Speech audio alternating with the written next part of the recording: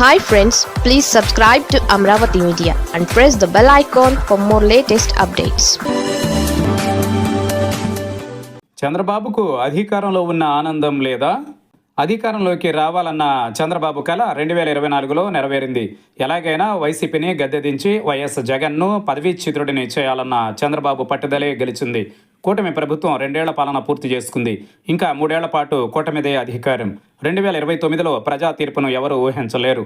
పరిపాలనపై ప్రజా తీర్పు ఆధారపడి ఉంటుంది. అయితే చంద్రబాబు మాటలు వింటుంటే ఆయనలో మనశ్శాంతి కరువైందన్న భావన జనంలో కలుగుతోంది. అన్నిటికీ మించి అధికారంలో ఉన్నామన్న సంతోషం 1% కూడా లేనట్టుంది. సంతోషం స్థానంలో భవిష్యత్తుపై భయం, ఆందోళన కనిపిస్తున్నాయి. రాజకీయంగా చంద్రబాబు ఎంతో సీనియర్. తనలోని ఆందోళనను బయటపడనివ్వకుండా జాగ్రత్త తీసుకుంటున్నారని చెప్పొచ్చు. ఆంధ్రప్రదేశ్లో సభ ఏదైనా చంద్రబాబు ప్రసంగం మాత్రం ఒకేలా ఉంది. భవిష్యత్తులో మీరు పొరపాటును కూడా వైసీపీకి అధికారం ఇవ్వొద్దని పదే పదే చంద్రబాబు వేడుకుంటున్నారు. కూటమినే గెలిపించాలని విన్నవిస్తున్నారు. ఆల్రెడీ ప్రజలు అధికారం కట్టబెట్టడం వల్లే ఇప్పుడు పాలన సాగిస్తున్నామని చంద్రబాబుకు తెలియంది కాదు. ఇప్పుడేమీ ఎన్నికల సీజన్ కాదు. 2029 ఎన్నికలకు చాలా సమయం ఉంది. ఎన్నికల ప్రచారంలో మాట్లాడినట్టుగా ప్రతి సభలోనూ వైసీపీకి అధికారం ఇవ్వొద్దని వేడుకోవడం ఆశ్చర్యం కలిగిస్తోంది. చంద్రబాబులో అధికారం నిలుపుకోవడంపై ఏవో అనుమానాలున్నట్టు ఆయన కామెంట్సే చెబుతున్నాయి. రాజకీయాలలో గెలుపోటములు సహజం. పశ్చిమ బెంగాల్లో 3 దఫాలు వరుసగా గెలుపొందిన మమతా బెనర్జీ సైతం 4వసారి ఓడిపోయారు. ఇప్పుడు పార్టీని నిలబెట్టుకోవడానికి ఆమె తిప్పలపడుతున్నారు. అధికారం ఉంటే తప్ప రాజకీయ పార్టీల మనుగడ కష్టమవుతోంది.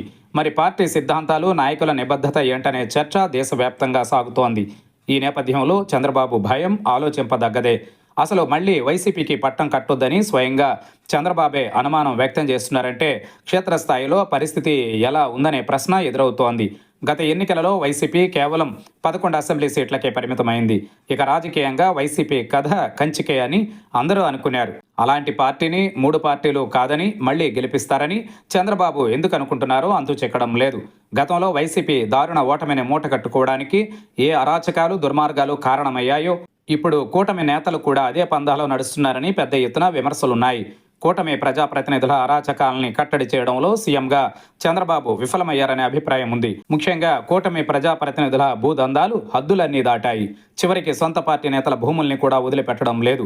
అధికారాన్ని అడ్డం పెట్టుకుని నకిలీ డాక్యుమెంట్లను సృష్టించుకుని సామాన్య జనాన్ని ఏడిపిస్తున్నారు. ఇలాంటివన్నీ కూడా ప్రభుత్వంపై తీవ్ర వ్యతిరేక ప్రభావం చూపనున్నాయి. ఈ విషయాలు తెలిసి కూడా ప్రభుత్వ పెద్దగా చంద్రబాబు చూసి చూడనట్టు వ్యవహరిస్తున్నారనే ఆరోపణలున్నాయి. ఎక్కడో ఒక చోట ఫుల్ స్టాప్ పెట్టేందుకు కఠిన చర్యలు చేపడితే ప్రజాప్రతినిధులంతా దారిలోకి వస్తారు. ఆ విధంగా చేయకుండా మీ ఇష్టం, మీ రాజ్యం అన్నట్టు గ్రీన్ సిగ్నల్ ఇచ్చినట్టు వ్యవహరించడం విమర్శలకు దారితీస్తోంది. ఎక్కడైనా మంచి పరిపాలన అందిస్తే ప్రజలు నెత్తిన పెట్టుకుంటారు. ప్రతి 5 ఏళ్లకు ఎన్నికలు నిర్వహించడంలో ఉద్దేశం చంద్రబాబుకు తెలియదా? పాలనపై 5 ఏళ్లకోసారి ప్రజా తీర్పు కోరుతుంటారు. అధికారంలో ఉన్నోళ్ల ప్రవర్తన, హామీల అమలు అంతిమంగా ఎన్నుకున్నందుకు మంచి చేశారా, చెడ్డ చేశారా అనే అంశాల ప్రాతిపదికన ప్రజలు తీర్పు ఇస్తారు. ప్రభుత్వాన్ని తిరిగి కొనసాగించాలని ప్రజలు అనుకుంటే ఎవరూ అడ్డుకోలేరు. అధికారాన్ని అడ్డం పెట్టుకుని సొంత లాభం తప్ప తమను పట్టించుకోకపోగా సమాజానికి నష్టం చేశారని ఎట్టి పరిస్థితుల్లోనూ కొనసాగించనివ్వకూడదని జనం డిసైడ్ అయితే ఎవరూ ఏమీ చేయలేరు. అంతెందుకు కేంద్రంలో మోదీ పరిపాలనను ప్రజలు కోరుకోవడం వల్లే 3వ దఫా కూడా ఎన్నుకున్నారు. అటువైపు ఎన్నో పార్టీలు ఇండియా కూటమిగా ఏర్పడినా మోదీ ప్రజాదరణను అడ్డుకోలేకపోయారు. కళ్ళెదుటే నిలువెత్తు ప్రజాదరణ నాయకుడిని పెట్టుకుని చంద్రబాబు మళ్లీ వైసీపీని గెలిపిస్తారేమో. అలా చేయొద్దని వేడుకోవడం విడ్డూరంగా ఉంది. చంద్రబాబు నిద్రలో కూడా వైసీపీ అధికారంలోకి వస్తుందేమో అని కలవరిస్తున్నట్టున్నారు. మళ్లీ గొడ్డల పార్టీకి అధికారం ఇవ్వొద్దని చంద్రబాబు కోరడం అసంబద్ధం. మంచి పాలన అందించాలని ప్రజలిచ్చిన అపరిమిత అధికారానికి న్యాయం చేస్తే ఇలా ప్రజల ముందు ఆందోళనతో మాట్లాడాల్సిన అవసరం ఉండదు. మంచి పరిపాలన అందించకుండా మళ్లీ తమనే ఎన్నుకోవాలని కోరడం అభాస్పాలు చేస్తుందని చంద్రబాబు గుర్తించుకోవాలి. ప్రజలిచ్చిన అధికారాన్ని సద్వినియోగం చేసుకుంటే చాలు, వాళ్లే అధికారాన్ని కొనసాగిస్తారు. అలా కాకుండా దుర్వినియోగం చేస్తే ఇంటికి సాగనంపుతారనే సంగతి గుర్తించుకొని నడుచుకోవాల్సిన అవసరం చంద్రబాబుపై ఉంది.